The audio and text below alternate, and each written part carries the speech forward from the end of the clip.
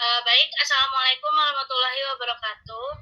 Waalaikumsalam Waalaikumsalam warahmatullahi warahmatullahi wabarakatuh. wabarakatuh. Selamat pagi, teman-teman semua. Terima kasih telah hadir pada diskusi PPT kami pada pagi hari ini. Sebelumnya dengan saya perkenalkan Tania Rabiatul Adawiyah dengan NPM 2024 32500 320. Perkenalkan, nama saya Aulia Puspitasari dengan NPM 2024 32500 322. Perkenalkan, nama saya Khaironisa dengan NPM 2024 32500 323. Perkenalkan, nama saya Dina Amalia 2024 32500 351. Perkenalkan, nama saya Raisya Putri Narjauza dengan NPM 2024 32500 324. Baik, yang pertama adalah latar belakang, yaitu komunikasi yang efektif sangat penting dalam kehidupan sehari-hari untuk membangun hubungan baik. Ada dua jenis pesan yang sering digunakan, pesan rutin dan pesan positif. Pesan rutin mencangkup pengingat, informasi jadwal, dan instruksi yang membantu menjaga keteraturan dan efisiensi. Sementara itu, pesan positif memberikan semangat, motivasi, dan dukungan yang diperlukan untuk menciptakan suasana optimis dan mendukung kerjasama. Dengan memahami dan memanfaatkan kedua jenis pesan ini, kita dapat meningkatkan interaksi serta menciptakan lingkungan yang lebih produktif dan menyenangkan. Selanjutnya ada konsep dan definisi. Pesan rutin adalah jenis komunikasi yang berkaitan dengan kegiatan bisnis sehari-hari yang dilakukan secara berulang, baik kepada pihak internal maupun eksternal organisasi. Pesan ini bertujuan untuk mendukung kegiatan organisasi dalam mencapai tujuan yang telah ditetapkan. Biasanya, pesan rutin disampaikan dengan cara yang singkat dan sederhana. Agar pesan ini efektif, penting untuk menerapkan strategi komunikasi yang jelas dan terstruktur. Selanjutnya di sini ada strategi permintaan atau pesan rutin. Yang pertama ada pembuka, yaitu sampaikan permintaan dengan sopan dan jelas. Hindari kesan memaksa. Pastikan permintaan Anda spesifik dan sertakan alasan untuk memberikan konteks. Yang kedua ada isi. Jelaskan pentingnya permintaan dan manfaat yang bisa diperoleh jika dipenuhi. Jika permintaan kompleks, bagi menjadi poin-poin untuk memudahkan pemahaman dan mintalah tindakan yang spesifik. Yang terakhir ada penutup. Akhiri dengan memberikan informasi kontak untuk menindaklanjuti permintaan. Ucapkan terima kasih dan sebutkan tenggat waktu agar penerima mengetahui ucapan respon kapan respon diperlukan. Selanjutnya, di sini ada sumber permintaan atau pesan rutin.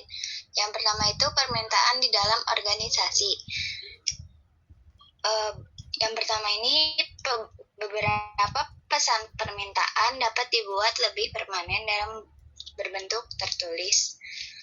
Dan yang kedua itu pengiriman memo dapat dilakukan antara karyawan dengan karyawan, antara pimpinan dengan karyawan, antara pimpinan dengan supervisor, atau antara supervisor dengan karyawan.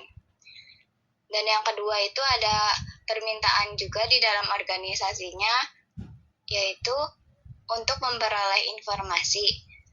Yang kedua itu ada memberi respon atas informasi, misalnya seperti iklan yang di surat kabar. Dan yang terakhir itu ada perhatikan 3 hal, yaitu 1. Di mana kita membaca iklan tersebut atau nama surat kabar, halaman, tanggal, hari, bulan, tahun. Yang kedua, jelaskan apa yang kita inginkan atau maksudkan. Dan yang ketiga itu ada cantumkan alamat kita yang jelas dan lengkap untuk balasan surat kita tersebut. Selanjutnya ini ada pesan positif, good news dan goodwill. 1. Orang-orang menyukai informasi atau berita-berita yang menyenangkan. Yang kedua, penyampaian pesan positif dapat menggunakan direct approach. Dan yang ketiga itu ada pesan positif dapat dikategorikan dengan good news dan goodwill. Dan yang keempat itu ada pesan positif memiliki komponen dengan pesan-pesan rutin atau konsep pesan lain, yaitu ide pokok, penjelasan rinci, dan bagian penutup. Selanjutnya ada pesan good news. Yang pertama, good news menginformasikan berita baik. Yang kedua, dapat digunakan untuk menjaga hubungan dengan mitra, karyawan. Yang ketiga, dapat digunakan untuk meningkatkan motivasi.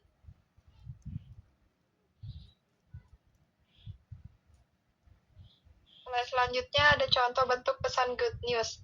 Yang pertama, good news pekerjaan, yaitu penerima kerja, naik gaji, naik jabatan, dan lain sebagainya. Yang kedua, good news produk, yaitu diskon khusus dan promo bundling produk.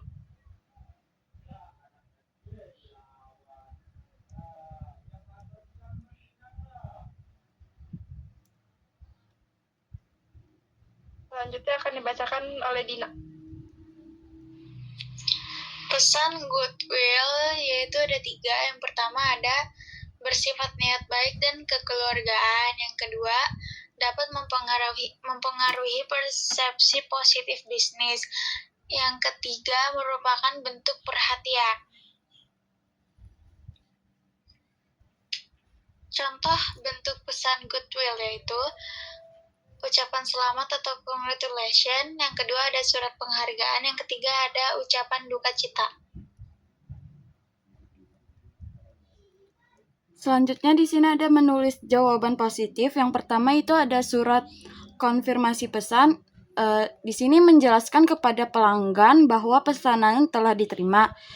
Yang kedua itu menjawab permintaan informasi, itu kesigapan dalam menangani permintaan pesanan atau informasi adalah yang penting.